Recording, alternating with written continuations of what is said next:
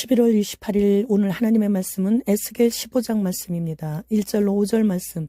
여호와의 말씀이 내게 임하여 이르시되 인자야, 포도나무가 모든 나무보다 나은 것이 무엇이랴. 숲속에 여러 나무 가운데 있는 그 포도나무 가지가 나은 것이 무엇이랴. 그 나무를 가지고 무엇을 제조할 수 있겠느냐. 그것으로 무슨 그릇을 걸 못을 만들 수 있겠느냐. 불에 던질 땔감이 될 뿐이라.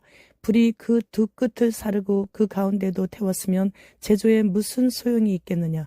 그것이 온전할 때에도 아무 제조에 합당하지 아니하였거든 하물며 불에 살라지고 탄 후에 어찌 제조에 합당하겠느냐. 본장은 선민으로 부름받은 유다 백성이 그들의 삶은 전혀 그 이름에 합당치 못했음을 고발하고 있습니다. 특히 이스라엘의 교만과 불순종에 대해 야생 포도나무의 비유를 들어 열매를 맺지 못한 나무는 불에 던져져 불타는 포도나무가 된다는 내용이죠. 포도나무는 열매를 많이 맺을 때만 사랑을 받습니다. 포도나무 자체로는 너무나 작고 약하고 보잘것없어 아무 쓸모가 없기 때문이에요. 하나님께서는 종종 이스라엘 족속들을 포도나무로 비유하며 설명하셨습니다.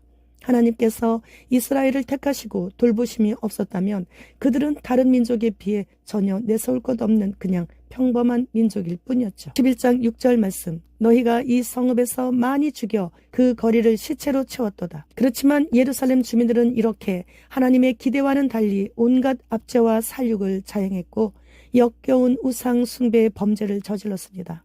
이제 그들은 다른 나무보다 더 나은 것이 없었고 불에 던질 장작 이외에는 아무런 소용이 없다는 말씀이시죠.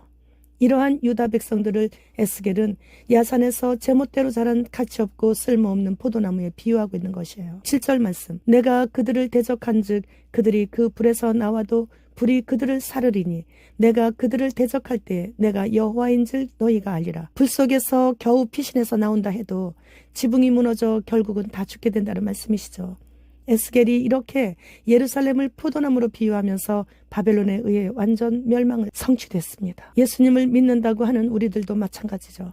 하나님의 말씀과 법도를 무시하거나 경홀히 여기는 죄악을 범하는 자들은 아무리 하나님의 백성이라 할지라도 심판을 초래할 수밖에 없는 것이에요. 교회는 다니면서 성경 한 장 읽지 않고 그래서 예수님에 대해 잘 알지 못하는 자들, 예수님의 이름으로 장풍을 날려 사람들을 쓰러지게 하고 성령의 바람이라고 하면서 성령님의 이름을 함부로 남용하는 사꾼 목자들은 여호와의 날을 피할 수 없게 되는 것입니다. 이사야 43장 21절 말씀. 이 백성은 내가 나를 위하여 지었나니 나를 찬송하게 하려 함이니라. 하나님께서 우리를 지으신 목적은 오직 주 예수 그리스도만을 높이고 만왕의 왕이시며 만주의 주이신 예수 그리스도만을 찬양하기 위해서임을 잊지 말아야 하는 것이에요.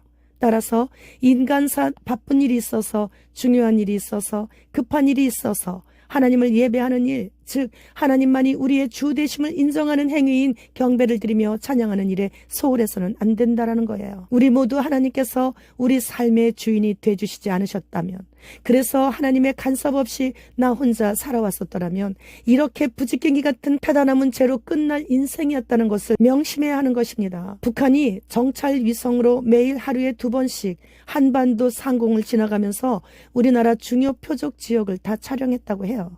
그렇기 때문에 11월 말까지 김정은이가 모든 군인들의 식량을 완료하라는 그런 지시를 내렸던 것이에요. 그렇다면 이제 남은 것은 핵단추 누를 일만 남은 것이죠. 나사에서 태양 폭풍이 곧 지구를 강타할 것이라고 밝혔습니다.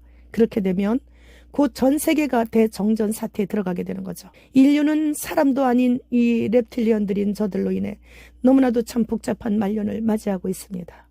그래서 주님은 지금 오셔야 됩니다. 주님, 어서 오시옵소서. 마라나타.